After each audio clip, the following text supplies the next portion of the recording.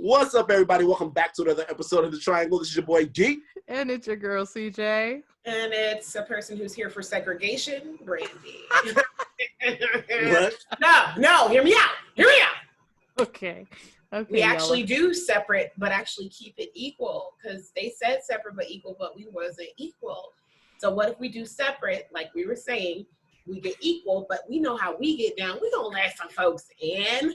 We still want to create people like CJ, so we're fine with some of y'all, but the rest gotta be cool. Stay away. Like, but let here's us have the thing. Wakanda Here's and the go thing, the fuck away. though. They will always infiltrate with the fucked up ones. That's the problem. But Well, why? But they do. But why? But they do, though. That's how all of this started in the first place. When they came out to this country to fucking colonize that shit, they went in talking about let's grow some food together so we can like fucking live through the winter months and shit. And once they meanwhile, they're like, we've been living through the winter months. What the fuck are you talking about? Yes, and so now, but once they got comfortable and figured out how to grow food, it was like a wrap. They turned around and fucking shot everybody. Real talk, though, real talk. So it's funny because my aunt was as I told you guys before, my aunt was really considering when she retires. Yes. There's two places that she's looking into going. Gambia is number one because it's more cost effective. Mm-hmm. Number two is Ghana because it's more welcoming. Yes. Ghana is like taking black folks from the States. Everywhere. And so, I mean, the diaspora, not even the United States, like Jamaicans. I'm talking Haitians. Oh, well, they said, you know what the president there said? He was like, black people come home. This is your country, is what he said. This is your country? Yeah. Mm-hmm. Oh, he was really trying to get the folks in. Yeah, it's a trap. Money. Oh, yeah, he wants the expertise, definitely.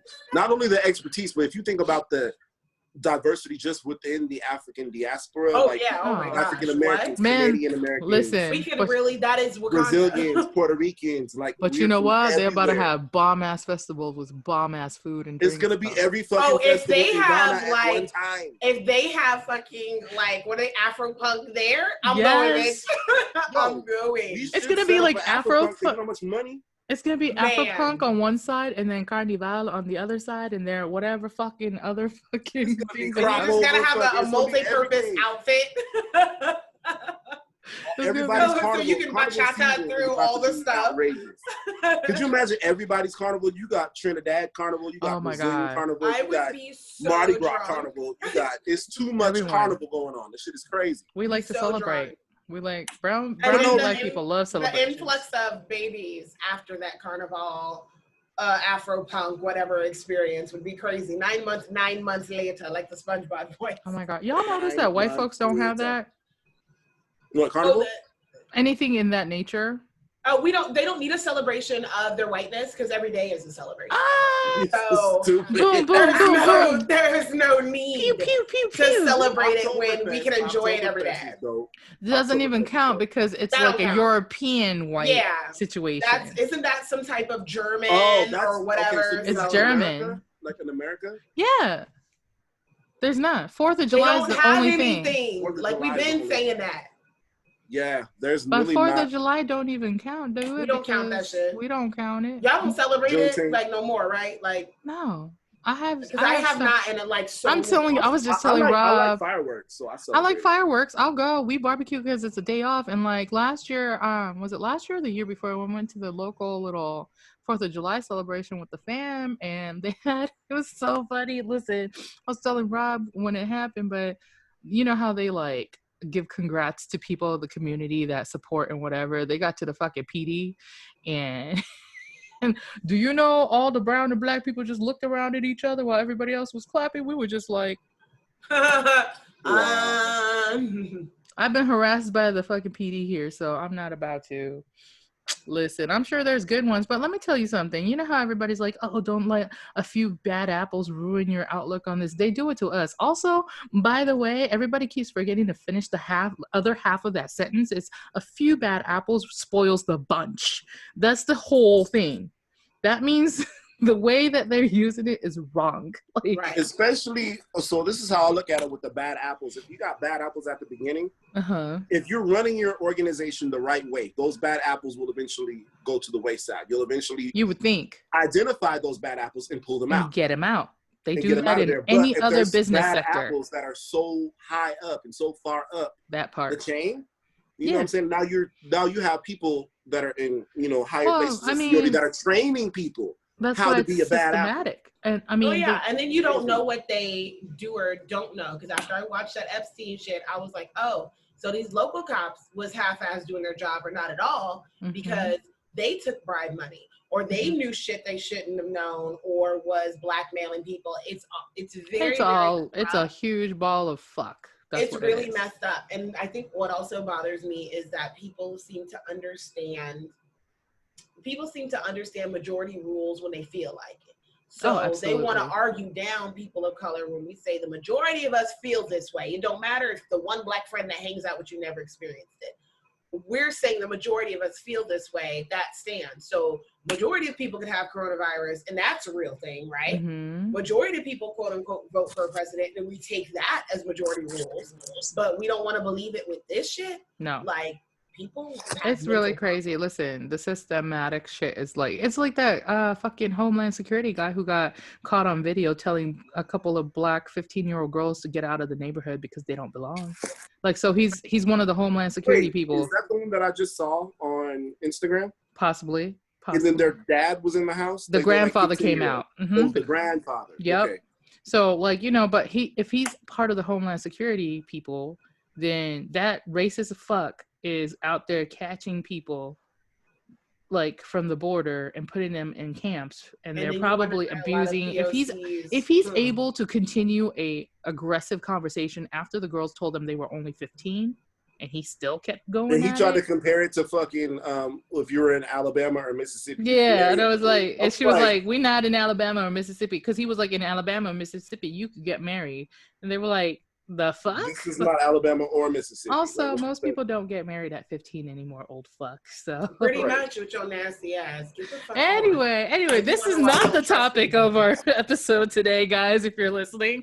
Today we wanted to talk about like the let's call it the caste system of being in a corporate world or business world, whether it's retail or offices, scenarios, things like that. Kind of wanted to talk about. Let's find a fun experiment. Okay, raise your hand if you're a boss or a manager. Hi, that would be D and CJ. Okay, D and CJ have their hands up. Raise your hand if you're a worker bee. That would be Brandi. So we're going to talk about worker bee. I mean, you're still a worker bee if you work for a company. If you're a bossing it up, then that's different. Like, so we have worker bees, the mid-management, which is like shift leads, key holders, and then there's managers at the store level, district level, regional level, and then executives that are like CFO, COO, CEO. Does everybody know what that stands for? Should I like elaborate? Please break it down. I think you should elaborate. Okay, so the CFO is the chief financial officer, COO would be the chief operations officer, CEO is the chief executive officer. There's also things like president, vice president of the company. I know it's a lot of titles up top, especially, you know what I mean? But so like somebody can be a CEO and a president at the same time, or you can also have just a president and then a separate person who is a CEO. And that's because they take on different roles within the company and the corporate small situation. Company, you could be a sole proprietor and just which is what I am with the businesses that I run for the fashion and baking stuff that I do. So there's different fucking levels. Anyway, I feel like with all of these things that are happening in the world, a lot of people are going to be turning to going back into retail after they lost their own businesses. You know, because a lot of businesses have closed down and they haven't been able to recover to a point where I think is feasible for them to continue. Like, especially like Brandi was saying, like the small mom and pop shops or people who may have businesses like mine. You know what I mean? Because it is very hard at this point to come back. I almost cried that this local burger shop shut down. And here's how fat my ass is. You know, it's bad when other people tell you, I heard about the rail burger, Brandi. I'm sorry. You know you have a problem with food when they're like, girl, I'm so sorry. I know, your spot them shut down. We are so sorry. Like, oh my God, thank you. Oh my God, thank you. Oh my God. Oh, that's really good. No, for real. And then I also think the opposite is true, where a lot of worker bees feel like they should just start their own business because of the way they got treated during this pandemic. Oh, what do you mean got So treated? I think everybody is going in opposite. I think it's very interesting that business owners are going back into like being a busy worker, and then worker bees are going into business world. Like there's some kind of weird shift happening right now. So, but anyway, I kind of want to start with the work. Let's go from the bottom up, shall we? Worker bees. Worker bees. Brandy's like me. So there's all kinds of types of worker bees, obviously. I've had my fair share of employees that were amazing to this day. There's a lot of them that still are like friends of mine. Some of them you'll meet because they're coming to the wedding. They are like amazing. Shout out to like Destiny and Brooke and Jalissa if you guys are listening. If you're listening and watching. I'm sure there's many more that I can't like just rattle off the top of my head because there's just too many to name. But then there's also people that I've had to like, let go or fire within the time that I spent with That's the worst. It's the worst, and it's very interesting, and I'm sure we'll have some racial conversation within this episode with things that happened too, because I was telling Rob some the other day. But so as a worker bee, I feel like a lot of people hate the way they're being treated right now. Oh yeah, they're just. I'm sure. They're like stuck from what I hear from a lot of my worker bee friends. And when I say worker bee, I mean someone who's, either right now or has always been content with working for someone else, because there are people who are naturally okay with that. They don't want to own their own shit. They're not trying to run some business. They're fine working for someone else as long as they're okay with who they're working for. Yeah. So I found a lot of us are struggling between being upset with ourselves for companies we've chosen to work for versus being very upset and disappointed in the company because a friend of mine, I won't put all her business out there because when you work certain government jobs, I ain't trying to put it all the way out. Right. But she was basically saying they're doing shit like giving them thank you tumblers and stuff. But wait a minute, this is after they've said, if somebody reports a case positive of COVID, but they're asymptomatic before they got it, they still ask them to come into the job. No, I can't make this shit up. Because they were saying within a certain, the CDC, this is what they say. CDC saying within a certain time period, it's less contagious, it may not be deadly. They are willing to risk it for numbers. And as far as I know, there are so many companies that are willing to work us worker bees to death, have us come back into the office if numbers aren't how they want them, reopening bars. And as much as I do need the extra money, I'm still a little leery about going back into the bar this weekend. And I'm hoping we keep it at what we did before this really got bad, where we only let like 10 or 15 people in at a time and made them sit 3 tables away from each other. Everybody had masks. We were sanitizing every 30 minutes. Like our managers were on it with the process. Mask. We were changing gloves every 30 minutes. We were fucking on it. Yeah. So if we operate like that, it'll make me feel a little bit better, but it's still kind of like, I understand these places have to stay open. That way people can have jobs and the economy can thrive. But I'm also like, how you guys are treating people in this, like they're disposable, and if you don't do it, somebody else will. That's really kind of what I've heard from other people's businesses, no matter what, genre of the business. I feel like it's been that way for the worker bees from the get-go. I mean, before even the pandemic, like didn't feel it like this. My favorite phrase was to tell people like we're just a social security number to them. We're a tax write-off because they have to pay for insurance coverage if you have insurance coverage. And they will replace you. Like I've been in places where I've done sales, I've been the call center girl, I've done fast food, just a lot since I've started working at 18. I can relate with CJ on doing the retail, and this is not to down anybody because there could be people that are really good at their jobs. I find that I'm typically good at a lot of the jobs that I've done, selling wedding dresses or furniture, or when I was at a call center at ESPN, I was good at a lot of all that stuff, but you're still replaceable. They will still drop you. I mean, or treat you however, because like you said. When I worked at Flying J, they would tell us to our face. Yeah. Dime a dozen. You're a dime a dozen. Dime a dozen. They did say that all the time. Say dime That's a dozen. fucking crazy. It is crazy, right? They said that to y'all. They said it to our faces, and that's us being management, dude. I was going to say, y'all are grown. Yeah, we were grown and a manager. And then to me, it would be annoy me even more because it's different if you're trying to finesse the system and you bullshit at the job. It's another thing where it's like, if I may not like what I'm doing, but at least trying to do it right. I'm at least trying to care. And when you're still treating it like whatever, or when you decide to prey upon those people that are naturally, because of their personalities, like super workers, so they'll work those people to the bone. I've had to tell some people that I've known, and I've worked multiple jobs, so I won't say which one, but I've had to tell some people I've known, hey, you need to stop doing too much, baby girl, because they are going to latch on to that and expect that from you in droves. And then when you're tired and burnt out, they ain't gonna try to hear it. Because I learned that the hard way. You could do it 24/7. I can't play those games. Because when you're capable, they'll push that capacity to the max. They will pay you the least that they can to get the most out of you. They don't give a fuck. They do not give a fuck. They don't. I mean, once I figured him, like me and D used to drink on the job all the time. We were like, fuck it. Because those are the same people who were like, you guys are dime a dozen. Why should I care then if you don't? Why should I give a fuck now? Right. So, I mean, I'm still running the store. Your own energy to let me know that I'm a dime a dozen. I mean, I would never do that now. That was your sentiment. That was your sentiment. But you went out of your way to make sure I knew. I mean, so. And that's what bothers you. It's like the disrespect. It's like, I could know I'm a dime a dozen, right? I could know, I'm nothing special here, worker bee, whatever. But it's like, you should never feel like it's okay for you to talk to me like that. It's so crazy. The audacity and the caucasity we deal with, because we know what a lot of people look like when they're in management or running a company, it's disturbing. And now I can see, like I was talking to CJ and Demetrius about, now that I'm with a homegirl, now we back right. Trying to start a side hustle, because a lot of people still aren't comfortable completely leaving their regular 9-to-5s. They still want that sense of security. We're not knocking you off for that. But I totally understand 100% now where those people that are coming from that are like, fuck all this shit. I would rather figure this shit out in the next 3 months on unemployment rather than deal with this shit. I completely understand where y'all are coming from now. 17 years of retail. Baby. 17 years I spent in retail from when I was, 18 all the way to like 30 something.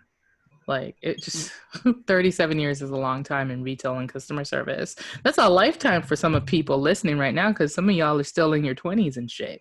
Like, I was a manager when you guys weren't even like born. Like, man. Well, think about it. I was one of the you guys when you guys were on the dance team with me.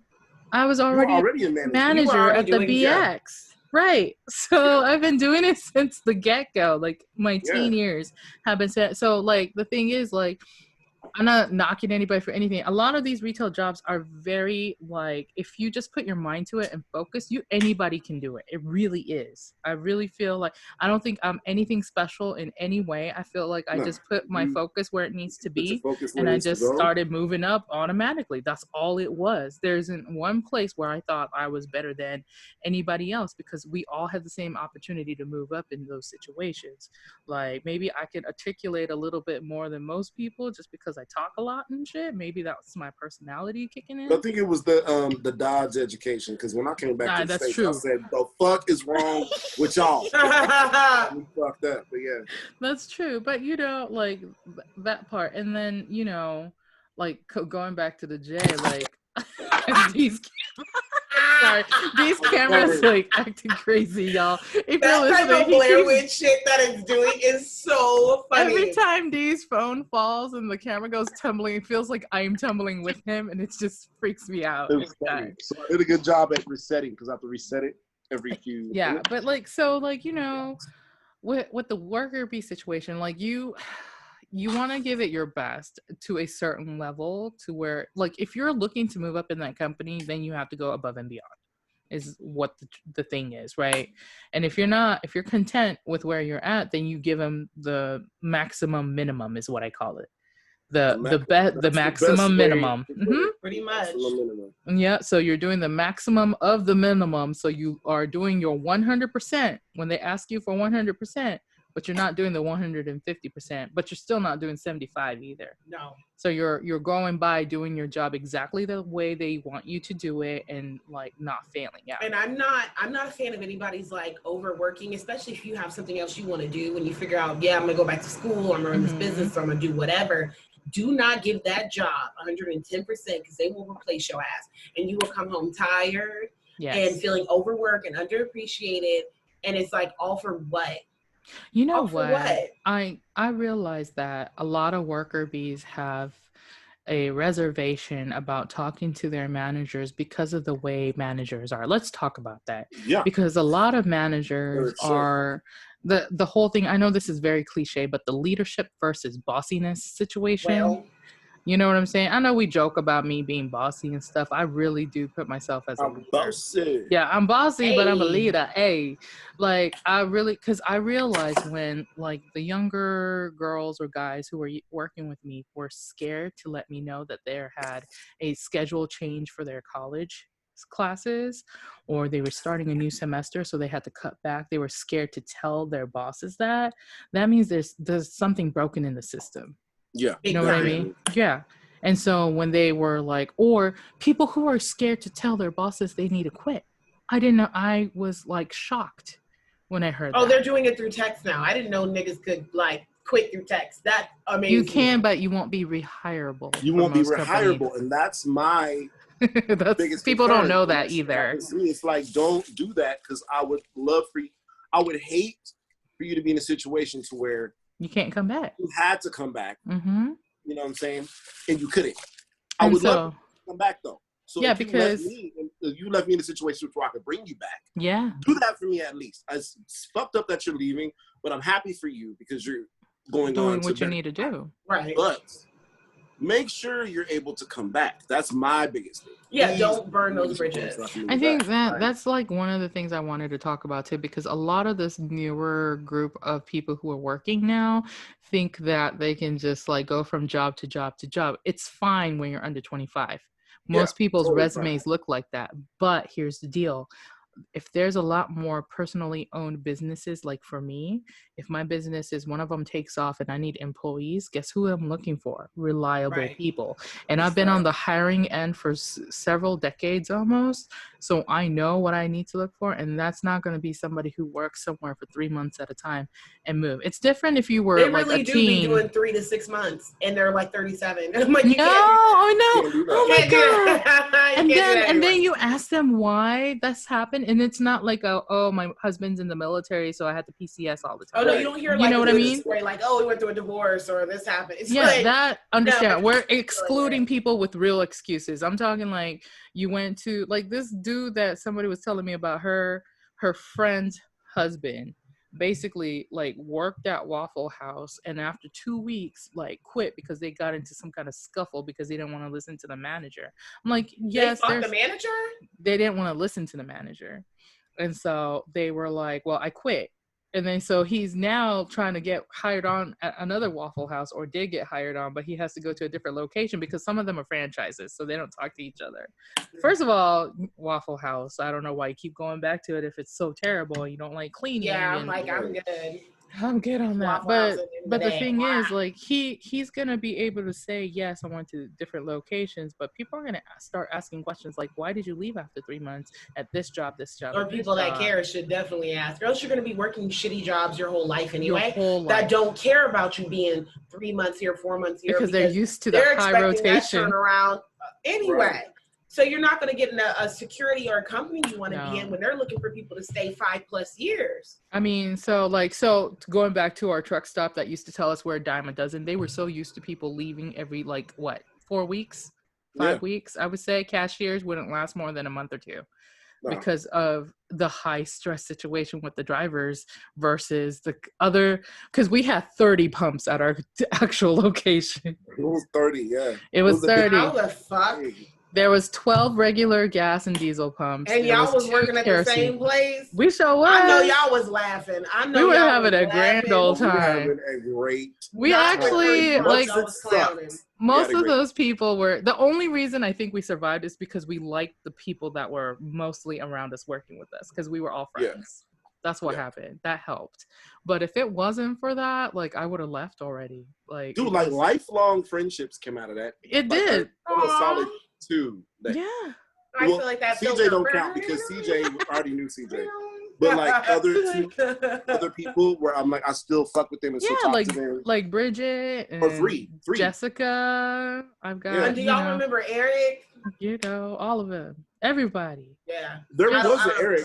He said there wasn't Eric. I was just kidding. You know, so it was totally worth that, like, people stuff, but the work was just blah. But so like let me ask you this, Brandi, because you're a worker bee and you don't mind being a worker bee for the most part. Is what I understand. At least for right now. Yeah, until you get your own shit started eventually. I'm mad. I'm mad enough to work on other shit right now. How do you feel about most of the managers you came across? Do you feel like they were more leadership based or bossiness based? I don't know if it was a maturity thing and me paying more attention as I got older or what, but I feel like as I passed over 25, which was going on 10 years ago. Oh no. I feel like now we have managers but not leaders. And I feel like when I was younger, I had more leadership, but that's also because I had jobs where you couldn't just tell me what to do and you weren't on the floor doing it at the same time.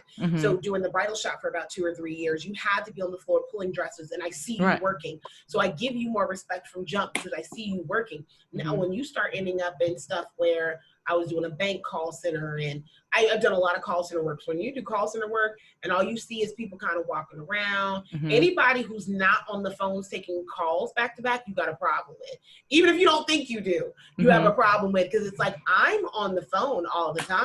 Right. I micromanage by the second with my lunches and breaks, and you guys are kind of walking around freely, half-assed responding to my emails for requests of certain things that are important to me. I'm always like, hey, you're not ready. I need you pretty much. I'm like, the respect definitely goes out the window. And then in those kind of environments too, it's very impersonal with how they have to communicate because they're so about like time. So don't have time to really pull you aside and say A, B, and C. I'm just gonna write this email, I'm just gonna hit you with this I am. And it can be very cold with your little gray cubicle in any call center environment. I think that's also why those places have high turnover rates. Even if high turnover rates for an average call center, maybe 3 to 5 years, it's still high considering how many people are coming like in and out. It's still a lot. Gotcha. So I think that's probably what it is. I feel like I've heard that from all worker bees though. Oh yeah. You hit it on the nail with how they feel, because what do you think, Dee? Because you're in between right now, like being sort of like a worker bee, but also like higher up in management. Like, because the higher up in management here is, you might think you're higher up, but there's so many levels, especially when it comes to hospitality. Like, well, because you can go all the way to executive and stuff. Right, but then even after that, there's even the higher executives that aren't even in the state. They're like in New York and stuff. Yeah. You know what I mean? So. Yeah, it's the same thing. I think with me, it's so based on politics with me. When you get to that place, yes. When you get to that place in this town, it is very politically oriented. And it kind of sucks, but at the same time, we all say you have to play the game. And the fact that we all say we have to play the game. The fact that you know you have to play it. You know you have to play the game. That's the sad part about it. That's what sucks the most, I'd say. But once and I've always known how, I've always been able to be somewhat successful when it came to playing this game. But it wasn't until recently when I realized that there were going to be other obstacles in my way when it came to playing. Oh, yeah, for sure. So I had to play a lot of repeat. I had to play a lot of games with myself when it came to growing. Yeah. So I had to do a lot of repeat positions. I've done this position in the past, but I didn't do this position here. So let me do this here so I can show you that I'm capable of doing this position. Even though it's on my fucking resume. You do have to do that a lot though, especially like in retail where I was. I usually start off, when I was at Torrid, I started off as a part-time associate. But then within 3 months, I was like, fuck that shit. Well, I knew I was going to be able to move up. So, and I don't mean that to be cocky. I just knew that I was capable of that business style.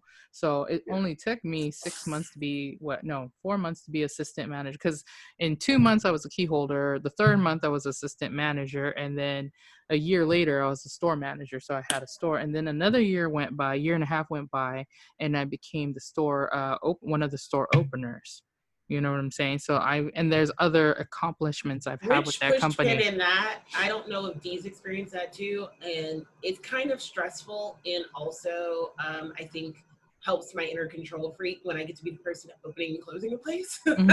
Half of me is like, damn, it's all on me, and I gotta make sure this is open. And then the other half is like, oh, I got the keys.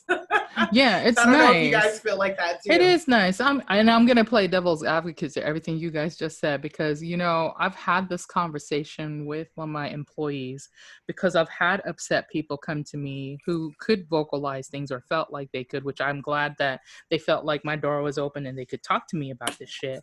But when people were like, well, CJ, I don't see you answering the phone or making the phone calls to the customers to bring them in, it's because it's not my job. I know that sounds really hard. Yeah, I'm gonna say it the way it is, and then I'm gonna explain it. What I mean by that is that the process of running the business is not very clear cut for the underlevel worker bee people, because they don't realize that there's other options and like paths that we have to go through to get our shit back to our bosses. Right. Does that make sense? So, well, you know what? I think to push pin in that, I don't think a lot of worker bees do a good job thinking about the fact that essentially a lot of bosses are worker bees too, because they have somebody. That's what I mean. That's what I mean. Are like, hey, we need this too. Like a friend of mine gave me this great analogy, because I've been so pissed off and frustrated at the job, and we have these things called performance improvement plans. So I was like, if I end up on PIP, right? I was like, if I end up on PIP, this is gonna be some fucking bullshit. Because of the different ways you can end up on PIP. Right. So this wouldn't really be because of my performance, and more so because of attendance thing. Because if your attendance is off, you lose half a point on your overall quarterly scorecard. So right. You're on. So it's bullshit when it happens like that. So anyway, I was telling my homegirl this shit was happening. I was like, man, my managers are acting like this. They doing this differently. I don't know what the fuck is going on. She's like, oh, the managers are on a PIP. That's probably what's happening. And I don't know how I never thought of it like that part. About them like us. And I was like, oh shit. And it didn't make everything okay, but it made me like not have as much venom. Like, damn, you probably got somebody over you that's like, if you don't do this shit right, that's with your that ass. said, so like in Torrid, you know how companies have credit cards of their own, like Victoria's Secret, Lane Bryant, anywhere you go like that, they have their own credit card that you can apply for. So for example, at the one I was at, you had to hit a certain percentage every day of your transactions, including a new credit card opening. A lot of customers don't know that. That's why people ask you if you would like a credit card at every place that has their own credit card. They have to hit numbers. And my thing was, sometimes there's weeks where we couldn't hit our numbers, and guess who I had to hear it from? Would be my boss. So if my boss is telling me this, then I have to go back and tell my team that we have to hit these fucking numbers or else, because I'm getting the or else from my own boss. You know what I'm saying? And I have a feeling there's a way that the bosses talk to other Sorry, his camera went again. That's funny. Sorry. Oh my God. These are gonna be the best things. Let's get back with the recovery, like. These are gonna be the best things to rewatch, because just his ass like just going at it. Oh my God. Because I don't think about how much less of a filter bosses may have with other bosses. You know what I mean? Yeah. Kind of like not really cupcaking, bouquetting them up, and just being like, get your shit together, get your people to fucking together. And yeah, that's how that's how we get talked to. But then we have to take that and come to y'all and be like, so your performance is a little bit poor this week. Right. And we need you to... And this is the reason why it's worse. It's worse because they say, so I went through this fairly recently, a little bit before the pandemic broke out, but they're like, okay, so the reason why we're having this conversation is due to poor management. Right, and we get looked at like, you guys. And we're just like, okay. And this is like the VP talking to us. Right. Well, that's how it is, though. And what he was saying, it wasn't like he was lying. Mm-hmm. It was due to poor management, but what are we going to do to fix it? But at the end of the day, he doesn't give a fuck of, listen, oh, I'm sorry, this is what we're going to do. No, fix it. And it better be fixed next week. Like, there better not be I had a boss, but I literally learned from, and I think this is very true, because this is the only way you can be an entrepreneur as well, is instead of saying, I'll try, you have to do it. Do you remember me saying that to you? Just do it. I was like, don't fucking try, just do it. Just do it. Because if you don't do it, then you have to like reap the repercussions from not being able I've to noticed complete that it. I feel like there's sometimes where managers, when they're talking about something through email or in person, that they're looking for you to say something along the lines of, I'll just do this. And I don't know if it's me just being a bitch or what, but I'm like, I'm not going to say, not yet. I'm not going to say what you want to hear. I'll try to get it together, or we'll see. Or, you know, it is what it is. My attitude is completely gone down the shitter because I'm like, I know what you're trying to get me to do. And I feel like sometimes by delivery, okay, this is just by delivery. It doesn't mean the message is wrong. The message is right. If you broke bullshit, then you need to get your shit together. You're absolutely right. But you talking to me like you're a slave owner and I'm a slave. Ain't gonna cut it. So when you're talking at me instead of to me, you're I'm such a millennial. Fuck you. I'm like, fuck you in this agenda. I don't fucking think so. If you're gonna fire me, you should have fired me anyway. But what I'm not going to do is give you the satisfaction in this meeting of being like, oh my God, yes, you're right. I'm gonna do this immediately. Maybe I won't. I don't know.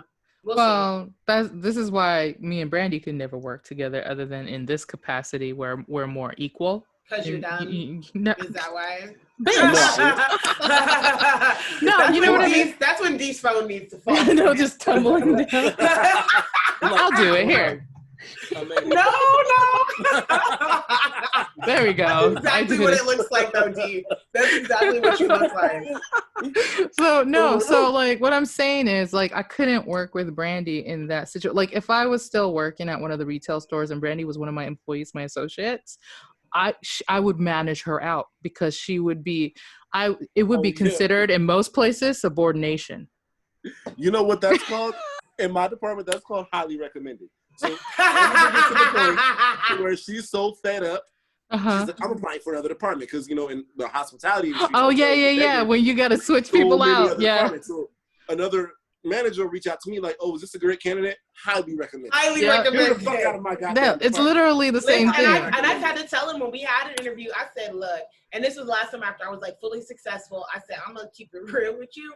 My goal is to be fully successful all year, and then I'm getting the fuck out of here.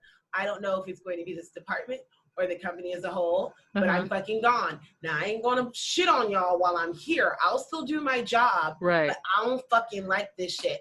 And you need to know I don't like this shit.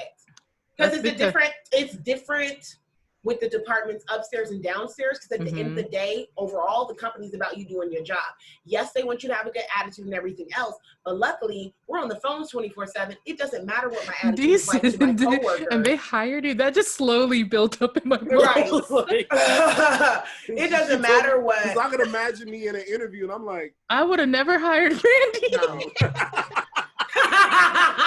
And I had, what makes this better, I had like a 3 when I was first interviewed. I had 2 interviews, and it was like a panel interview, so it was 3 different people. Yeah, the group interviews. I love doing those because people stick out like a sore thumb. But one person that I do like, and he's very much a robot, he's like CJ times 10. Oh no. He read me right because he was like, this would be a perfect job for you to work while you doing something else you want to do. Because I don't see you as a lifer here. And I'm like, you're right, I'm not.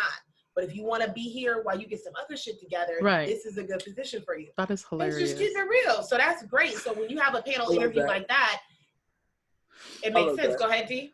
I said, I love that. I can get with that. When it comes to playing the game, and this is how it goes, I have to play my role. Oh, absolutely. And play the game at the same time. Yeah. So I already know that this is what your intentions are. But if you tell me that's what your intention is, I can't hire you. Yeah, I just don't feel right doing it. I can't do it. But I already know that this is what you're going to do. And I wish you the best. Like, when you get the fuck up out of here, I'm like, okay, so, you know, I'm really don't want to hear that you're putting in your 2 weeks. And, you know, it's sad to hear because you do such a great job. But I wish you, you know, all of the best luck in your future endeavors. No, I'm like, I'm so happy you got the fuck out of here. Don't come back. Don't look back. Well, that's, you know what? That's what I really mean. But that's what the difference is between regular managers and us, though, because when I had girls or guys who worked for me and were like, hey, like, I got to cut back on my hours because my job, like, I went to school, let's say he went to school as a dental assistant, and he's like, I got 4 days a week of work over there. I'll be like, yo, if you want to go back down to 1 day a week here so you can work your actual, like, degree job or go to school more, then I'm cool with it. But a lot of places, the bosses in the intermediate, like, sector is not. You know what I mean? The store managers get upset, and we're about to talk about this. Let's go take a break, and we'll come Take right a back. break. We'll talk about the upset part. Yes, let's do it. Water. We back or not, D? Oh my God. That's the longest pause ever. Holy shit, D. You're back, ladies and gentlemen. God. Anyway, so I kind of want to get it back. Not skinwalkers. Get back into like the leadership. I'm not calling them skinwalkers. The managers are skinwalkers. They might be. They might be.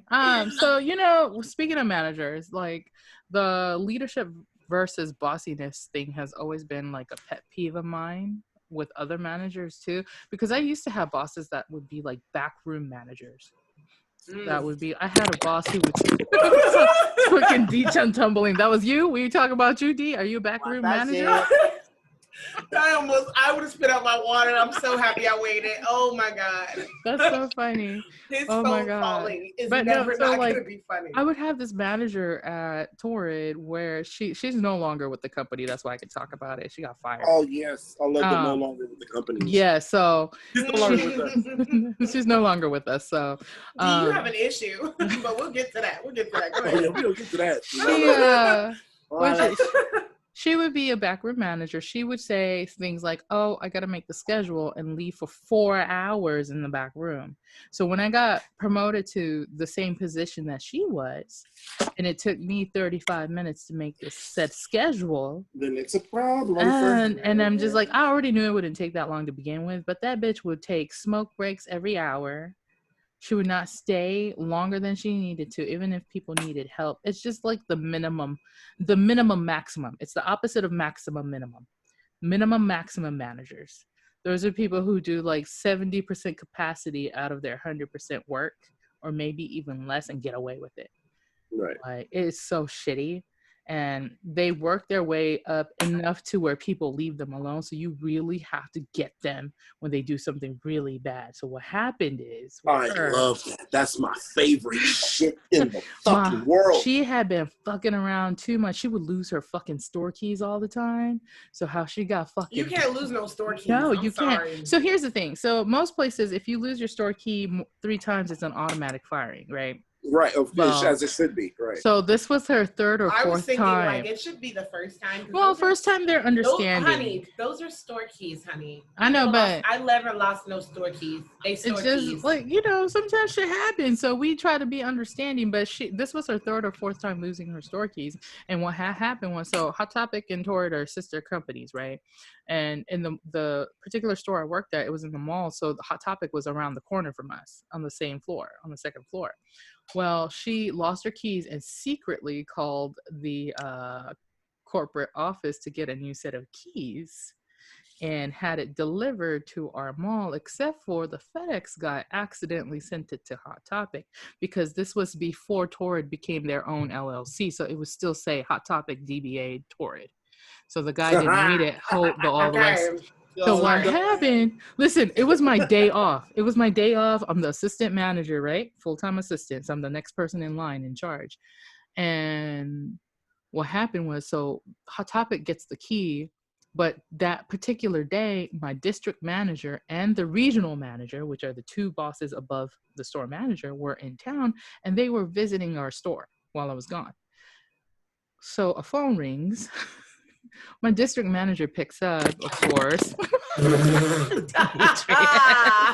Sorry. Dee's phone is just not working today. It fell twice.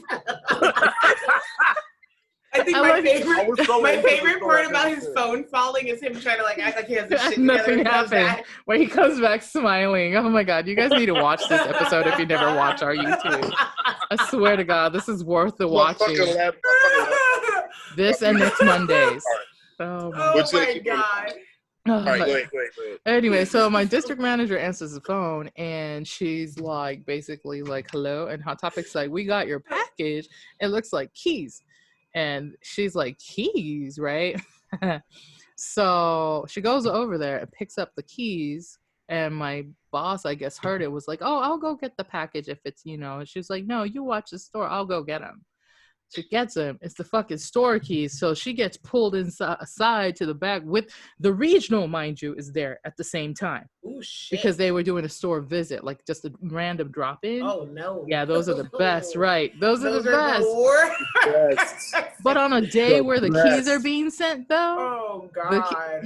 and so she got caught. So I have like 12 missed calls.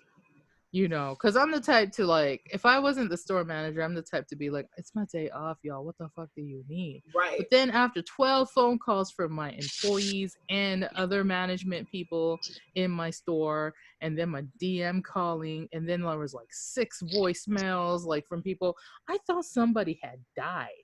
You know what I mean? So I called the fucking store and my DM answered. So I'm like, uh-oh. Like, the store manager was supposed to be on this shift. I was like, what you doing here, DM lady? I'm not going to use her name. But she goes, so we had to fire your store manager. And I was just like, do I need to come in? She was like, no, we'll take care of the rest of the day because it's your day off. And enjoy it because we won't have a store manager for a minute. Because I was still new, so I had to have longevity before they could promote me right away. But at the same time, they really should have just promoted me because I ran the fucking store for 6 months without a store manager. You've been running everything since you were born. I know. It's fine.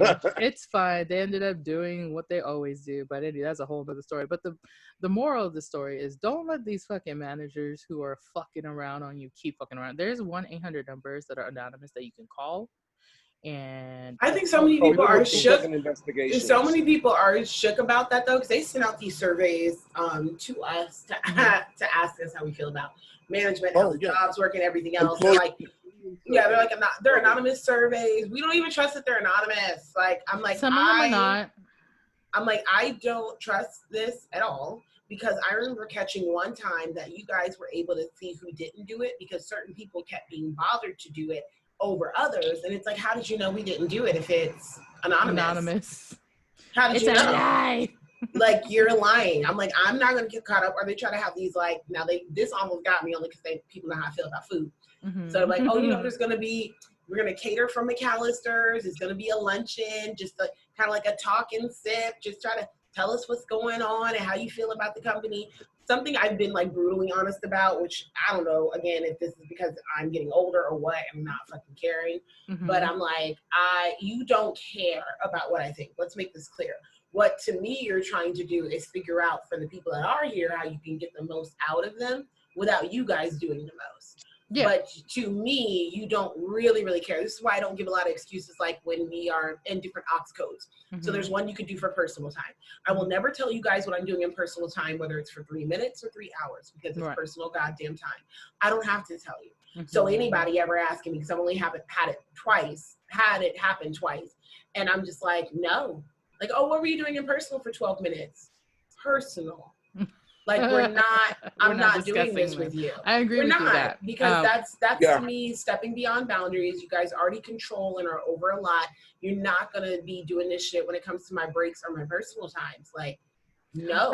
So you're oxed out for 12 minutes. What the fuck was going on? That's basically how they come at you. Or they're trying to figure out why you're scheduling certain, like, because we have to go through operations for schedule changes and stuff. So like, I saw you put this in with ops and blah, blah, blah, or what happened here, or you took 4 hours of vacation time here, what'd you have to go do? Even if what you did was still in the parameters of that, meaning you're not going to get a write-up or anything, but you still want to know. And I'm like, no. You don't care what's going on. Same thing for stats. Same thing for stats when it comes to and this is what a lot of people are complaining about, because they're like, just the humanity is gone with a lot of companies. Mm-hmm. And I think that's what bothering people, because I've been the type of worker bee that I can understand that most of us need to just do our goddamn job, and a lot of people are bullshitting. I will agree with managers on that, because I've seen it. I've been that before, and I will never make them feel wrong for wanting people to do their job. Ever.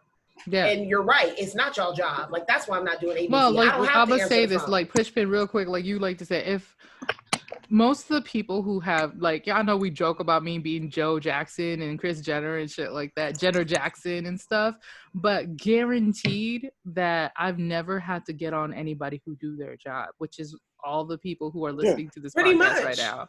And it's like I've when never you had have to. people on your back, and it doesn't mean you're not doing something right across the board, but you all know what it's like to be got on because you're that person that takes 30-minute, 15-minute breaks. Mm-hmm. You're that person that's always kind of almost coming in late. You always got something going on with your schedule. Your stats are always fucked up, or you're always not meeting sales goal. Whatever it is, you're going to hear somebody's mouth if you're not at your job. Mm-hmm. I'm never mad at that. What I will get upset about is if I'm on my job, or I've made a miraculous bounce back from not being on my job, and I'm still hearing shit. Yeah, that's case in point. We all went from working at home. We're not supposed to be working at home. Working at home was a privilege, right? Right. So working at home is a privilege, and my stats were like shitty at home because I'm trying to homeschool and get my life together on these phones. Of course, you're at home, so you got shit going on. You know what I'm saying? They don't give a fuck. So I go from 12, 13-minute call times. Mind you, we're really supposed to be at 6 and 7 minutes. So I'm up there like double that time. Right. After call is crazy. Like it's just nuts, right? And then I get back in the office because they decided to bring people back in the office based off of who had shitty call times. So I was like, oh, so we get to catch COVID potentially because our call times aren't, what they need to be. Got it. Sacrifices. So you already feel disrespected there, right? Right. So then I come in and I am now at averaging maybe 8 minutes and 19 seconds from being in 12 and 13. Right. And that was within Friday being at 12 minutes, coming into the office Monday being at 8. Right. And going down from there. Right. So I'm not the type of employee that needs a pat on the back and, oh, you did such a good job. Because again, you're supposed to be doing your goddamn job. So I don't need kudos because my reward for doing my job is my paycheck. So right. But what I don't want is this what I feel like is extra verbal abuse and nitpicking and micromanaging. Yeah. Because I just showed this improvement. So if you're gonna say something to me, keep that same energy when I'm actually showing. But it's not necessarily an area of improvement. What it is it was a fucked up circumstance. Where it wasn't even something they don't care about that shit. Outside of that, and you're at home, and you have all this shit around you at home that's going on. Of course, your numbers are going to be skewed, and it's going to be skewed. They were calling in. They were calling in people They were calling in people that had smaller kids than I, whose daycares aren't even open. So I was like, "What the fuck are they supposed to do?" And you're saying they got to come home, right? And they're single parents or whatever. Like y'all don't. But this is why I always say that you guys are nothing but numbers to them. Gotta be. So Social Security numbers of how much tax write-off they can do if you have benefits. And I will say at this company, I never felt that way until all this was happening. And that's when I said, okay, I got to make a shift. Yeah. I got to make a shift. But that's my thing about the pandemic right now. So if you flip the script on that and you are a business owner, the other part would be that you have to keep your business alive, and they're trying to do what it takes to keep the business alive. And if that means they have to nitpick, I think they probably feel entitled to do that. Oh, because, absolutely. You know what I mean? Because in their eyes, they're probably like, but we kept you on board. We didn't fire you. We may have furloughed some people.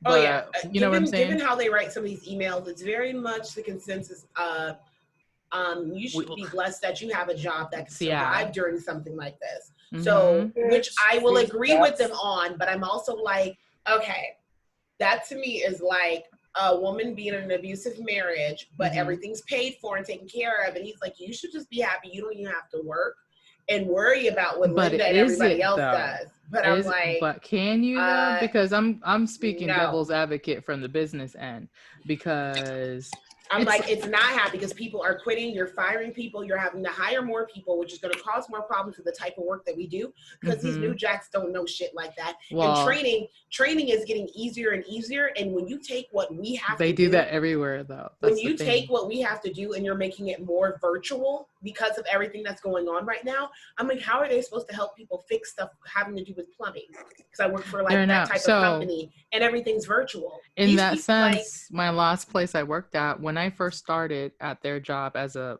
part-time associates got 3 full shifts to get trained, to be on the floor and run a little bit on the registers. 3 full days, right? Now it's 3 hours and they put you on the floor. 3 hours they put you on the floor. And of course the customer complaints are going to go up. But as the business end sees it, they also cut back on part-timer hours because of that. So when I started, I could work a full 32 to 40 hours as a part-time associate with this company. Now their new policy is that they're 3-hour shifts only. You know why they did that? Because then they don't have 3-hour shifts. Yep, they don't have to give you breaks. What is the purpose of the shift? They don't have to give you breaks. There's no breaks. I'm not coming into no fucking 3-hour shift. But so, in like, for example, you're fired. So in California, your minimum hours of shifts that you can schedule is 2 hours or more. So in Cali, if you go to your shift and they were like, we don't need you today, and cut you for after 30 minutes, they still pay you 2 hours. So 3 hours is that minimum. They're Cali-based company. So if you hit 3 hours, they don't have to give you a 15-minute break. They don't have to give you a lunch. They don't have to worry about the laws and policies coming into play. Cali is the worst place to implement something like that based upon their economy. I know, but not only can you not give them a lunch, you don't have to give them fucking benefits. But they're paying $2,000 everybody a month though to live in a fucking closet. Are you? But that's kidding? the same thing, because their company is based in Cali, but they have stores, 650 stores or something across the nation, Puerto Rico, Hawaii, and all these other places. They run it the same way because it's based in California. So even at my store, I would have 3-hour shifts for girls who would come in every 3 hours. That means that my customer service is dipping. And then they wonder why our numbers dip, because the customer service dips. So people stop coming, but they don't add all of those together. And so frustration grows and grows and grows. Oh, yeah, because I feel like from the ear hustling I used to do, because the way I used to sit before I got moved, I could hear like morning meetings and stuff they would have. And I was ear hustling. Oh, I was in it.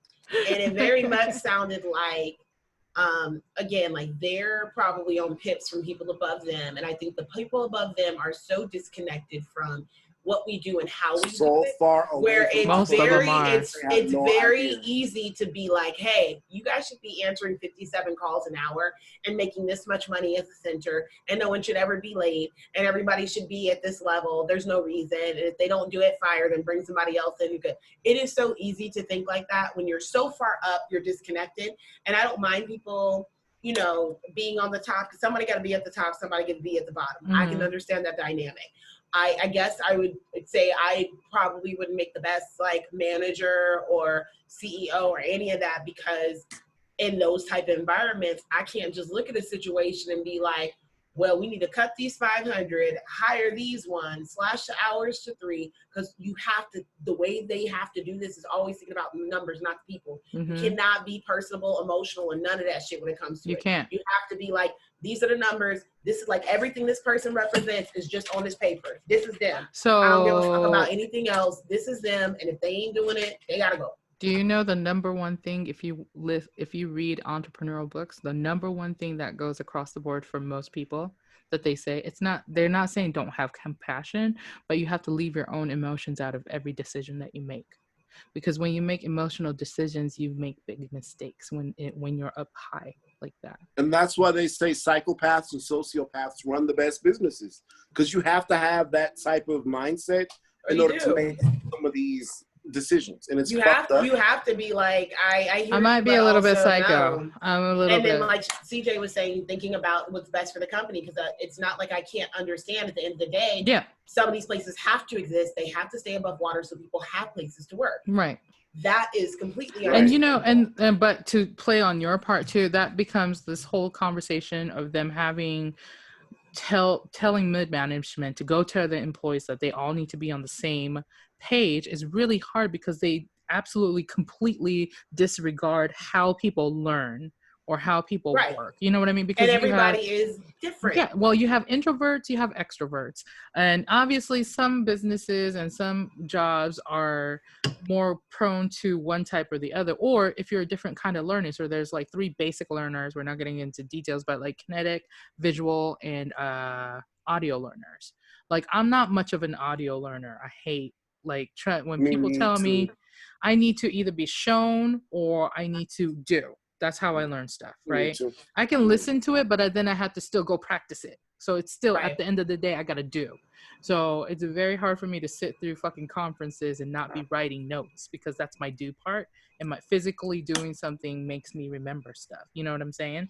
So for companies not to be able to recognize things like that is also the reason why they think that everybody can hit the 57 phone calls an hour or hit this and or this and even that. being It's because like, the people that are calling the shots are so far away from the They actual are. operation They of the are. company that they have no clue. or They're even clueless. having our managers sometimes try to relate to us. It's very funny. It's up there with the cringe moment of Hillary Clinton with the hot sauce in her bag. And having somebody who hasn't been on the phones for 15 plus years be like, I know what it's like being on the phones. Do you? And because I don't think you do. I think we'd probably have more respect for management if once a month or maybe once a week.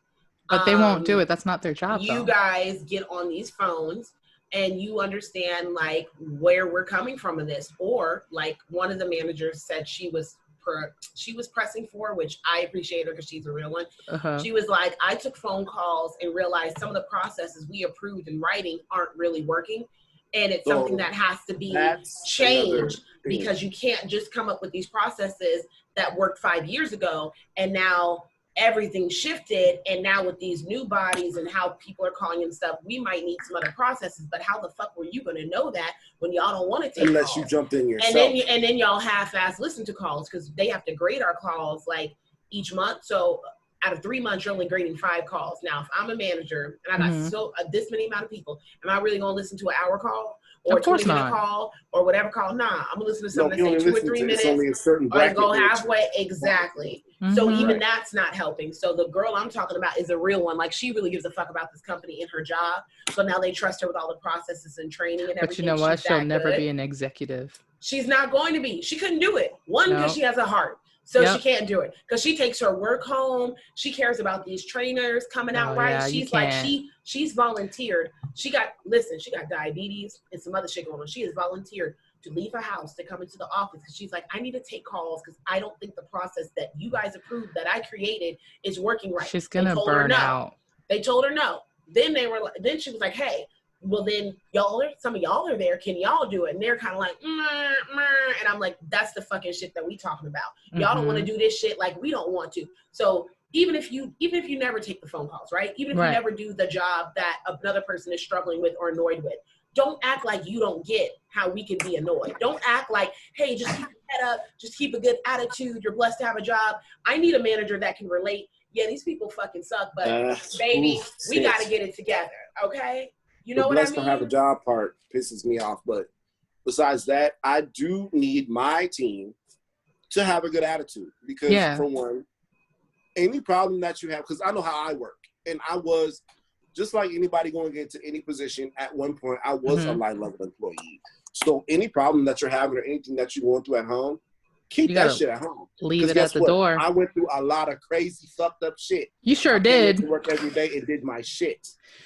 But with that being said, managers do need to make sure that they have compassion, because there is some things that you can't put that shit in your pocket and act like it didn't exist. Oh yeah, and then you also can't ask the person what's happening. Because some people don't want to talk about it. You know why? Do you know why managers aren't allowed to ask those questions a lot of times? Because we can get fired for asking those questions. But I can ask you if you're okay. And sometimes people break down and tell me. So if you break down and tell me, I say, get out of here. Go home. Right. That's one thing. Yeah, I totally understand that. Yourself, if you can't give me 100% of you to do the job, if you can't do that, I had to send him home. I'm going to need you to go home and make sure you take care of your family. But so here's the problem that I always got. The problem I always got with that is, well, then I won't get paid. You sure won't get paid because you can't do your job while you're crying. I know that sounds really heartless, but A, you're not going to be any good to me either on this shift. And B, like, you won't be able to help customers first and foremost with you acting like that. Yeah, I don't know the type of place number 3 is like, you don't even need to be here if this crazy event happened. You don't even need to be here. Money should not be your concern. You need to go see about your family or your spouse or whatever happens. Don't do that shit. Not everybody's like that, because I've had some said boss places where it was iced out here, and I live with my mom still, so there was hills and hill country and all of that, and they wanted me to go open the store on a ice. All the other stores were closed. They were like, go open it, and I literally was like, DM lady. I was like, if you make me go, like, you're gonna have a no call, no show. I'm telling you right now. Like, I understand. Yeah. I was like, I'm There not was a putting my girl- life on the line for the company. That's not something I would do. But that's how some of them are. There was a girl And I that got totally into understand that part too. there was a girl that got into a car accident because Uh-huh. we out here in Ohio, so you know how it's winter 8 months out of the year, and she got an occurrence for attendance, Mm-hmm. and it was a car accident. You know, you got to take it all. It was not your fault. Right. But you were late for work, and she always has to leave 30, 40 minutes early because she'd be on the east side, and we're not on the east side. Mm-hmm. And I'm just like, oh, wow. And even the girl that I was talking to you about that came up with these processes and stuff, so did this. She's talking to the main head cheese, like, Mm-hmm. in that department. And he stopped her before she really was coming into work. And they're talking over some process and stuff. She ends up being like a minute or two late. She's literally in his office. He knows she was early, and he told her, you should have done a better job managing your time, because she ended up being late. Mm-hmm. And I'm like, there definitely should be the exceptions to some rules based off how some people's work ethic is. And that's compassionate. That's right. compassionate. Now, for someone like her, since she's always on her job, the least you could have done is not giving her that would be the L. line that I would draw as well. If this was somebody who was late once a week and was like, I got into a car wreck, and even if it was real, I would have just been like, well, this is another write-up. You know what I'm saying? Which I can understand him on that, Mm-hmm. because I think if you get like 13 or 14 occurrences, you're late.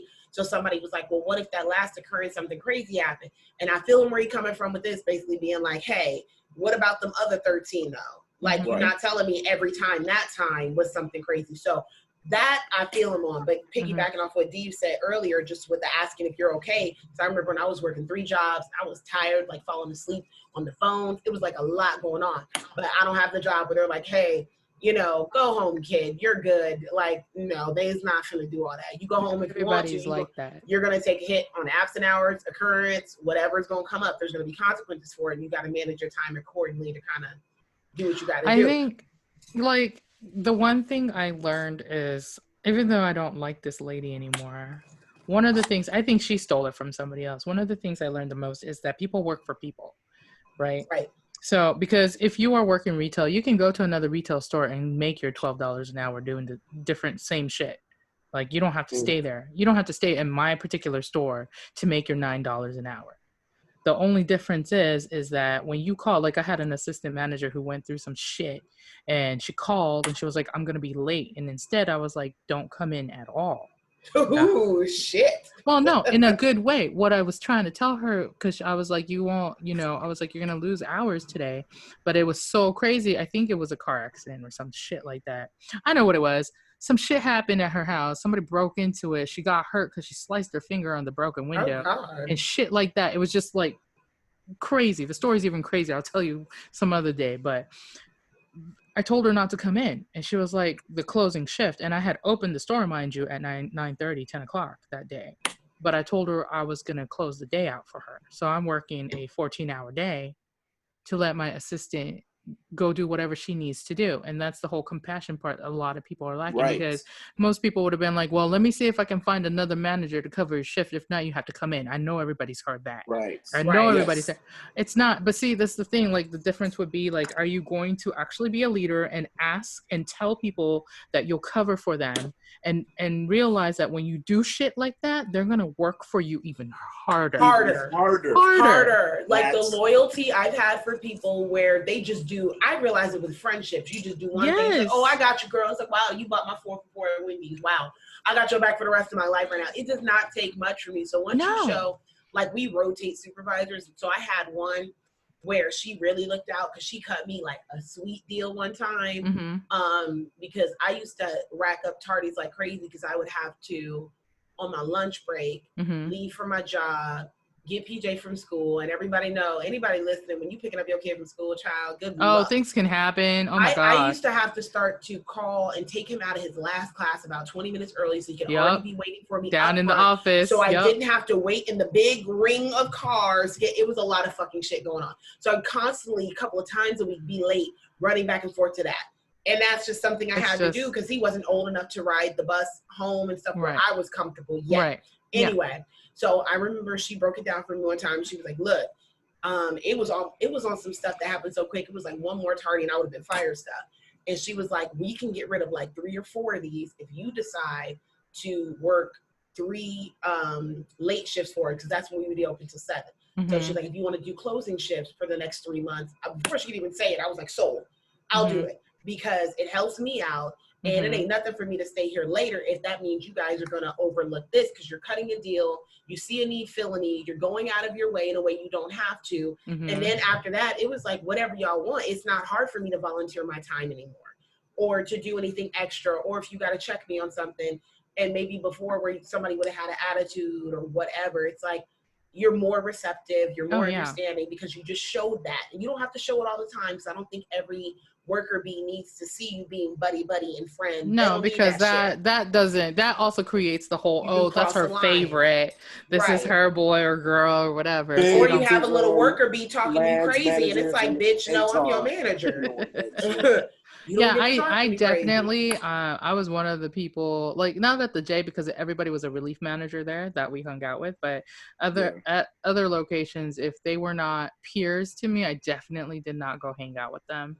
And you know what I mean? And the only time you could do something like that, technically anyways, was if I was, like, one time I threw a Christmas party at my house, my mom's house or something, and you invite everyone. Like all the way down to the part-time associates, you know what I mean? That is acceptable because it's a group effort for the whole company, like things like that. But before we wrap this up, I also kind of wanted to talk about how a lot of people who are managers that don't like to train the people below them. You know what I'm talking about? Because I've always been the type to be like, I'm gonna train them because my internet connection is unstable. Anyway, I like to train them because that way it gives me even more freedom, and I'm allowing people to grow within the company. And I've had managers who wouldn't teach me shit because they were scared to lose their position. Have you guys had those? Ooh, that's shady.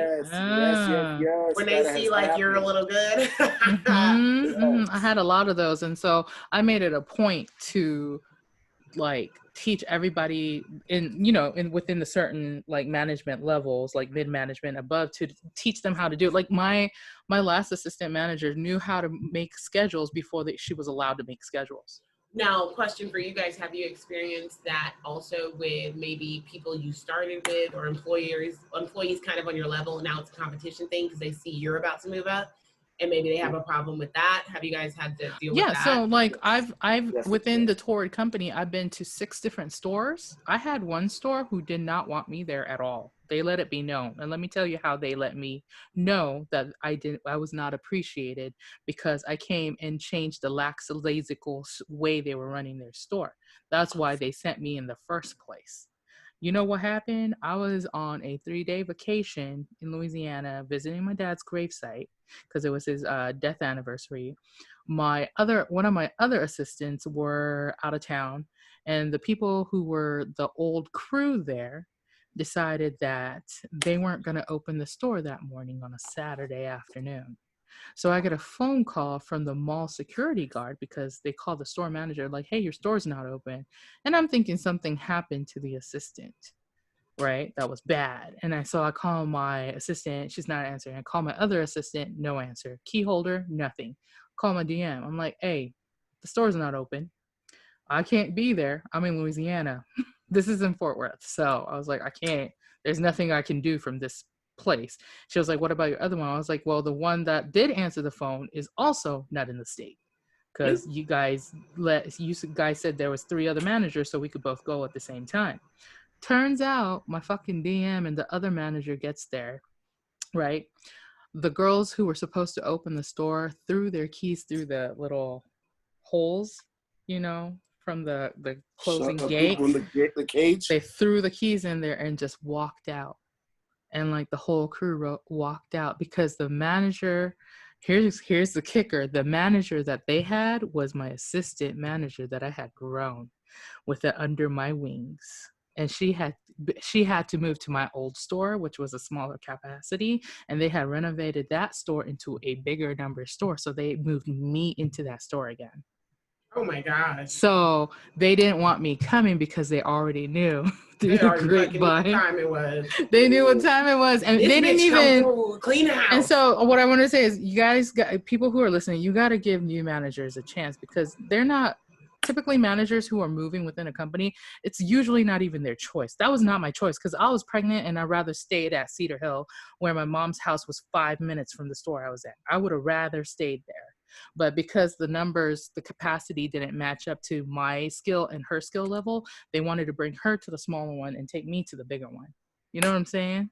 And so that wasn't my fault. I can't help it. But the last couple of the teams that I always had is on, like, they're on point.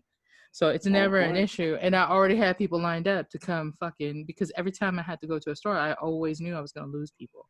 Like, because some people can't handle change. That's just the thing. People can't do it. Oh yeah, what do you mean some? That's a lot of people. They just don't like they change. just don't. Policy changes, attendance Oh God, changes. policy changes. Check this shit though. They be mad. So when it came to me in the position that I am in right now, my current position that I hold, I was kind of shooting for it. It was a long shot from where I was, but I knew I was capable of it based on all of my experience. But as I stated previously, the place that I work at, sometimes they want to see what you can do there. They don't give a fuck about what your resume or what you came, where you came from. Right. They don't care where you came from. What can you do here? So once upon a time, yes, in a hotel far 11 not a hotel far away. I approached at that time, who was my that girl, she was my what's her position? She was the director. Right. I'm not gonna name the hotel. I'm not gonna name. Of course not. Don't do that. Her, but she was a director. Right. Hotel ops, and I was like, there was a resort manager position open. I was like, hey, yes. Do you think I would be qualified for this position? Oh, Brandi disappeared. Brandi disappeared. It's okay. She'll come back. She tells me, no, I don't think you would be qualified for this position at all. Right.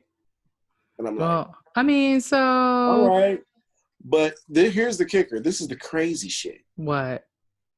My first day of resort manager. Yes. After I made it there. Guess who the fuck is checking out? Her. The girl. Because that lady had been separated from the company. Right. Had been separated from the company. It was meant for her to see, though. It was meant for her to see. Yeah. And then she goes, oh, you're here now? I'm like, yeah. I'm here now.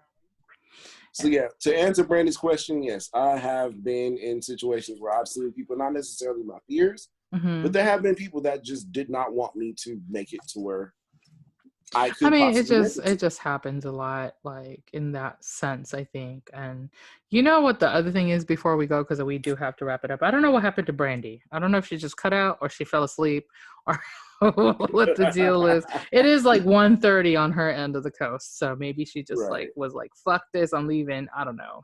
Yeah, I'm gonna give her a tardy for that one. So you put 13 points on it. Repertoire. But no, so the last thing I wanted to talk about a little bit was how a lot of people think that CEOs and executives are getting paid too much, because that really bugs me.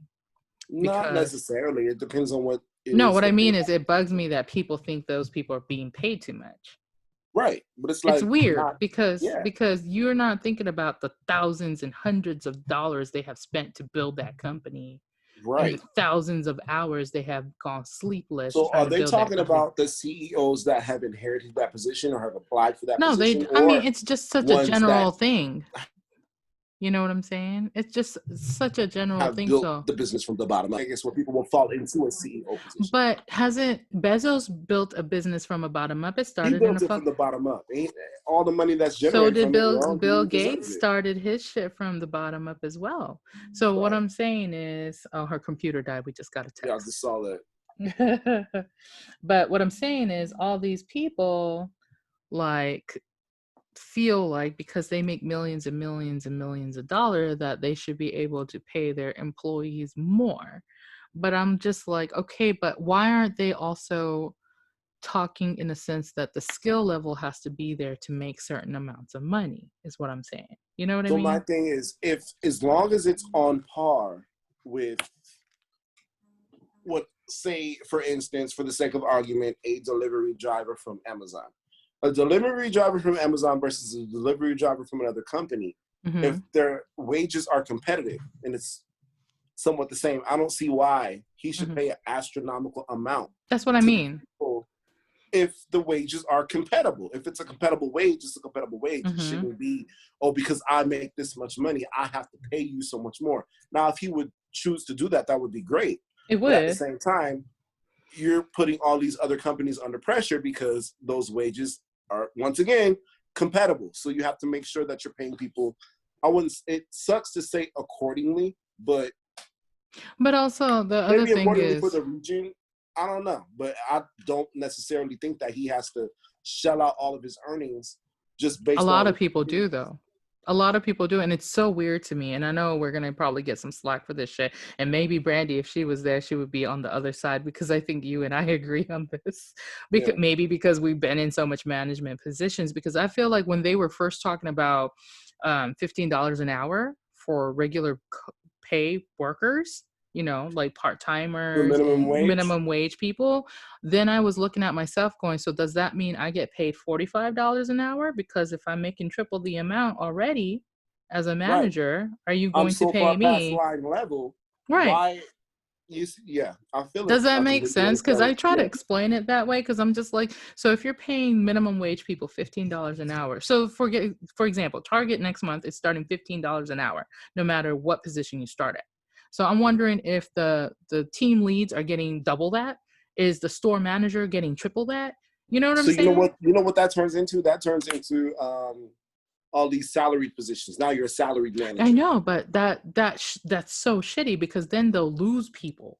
Exactly. Because salary management, I don't know if people realize this. If you're a salary manager, that means you are on the clock, whether you're on the clock or not. Whether you're on the clock or not, you're always on the clock.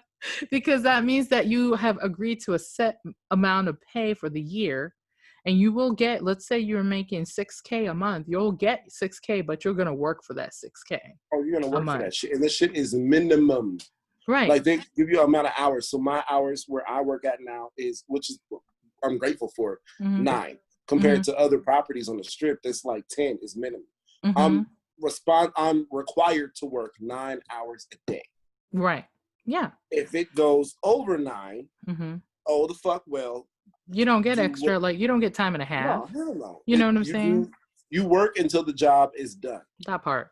And that's why when I hear people who are like, well, the CEOs are making $6 million this year, I'm like, yes.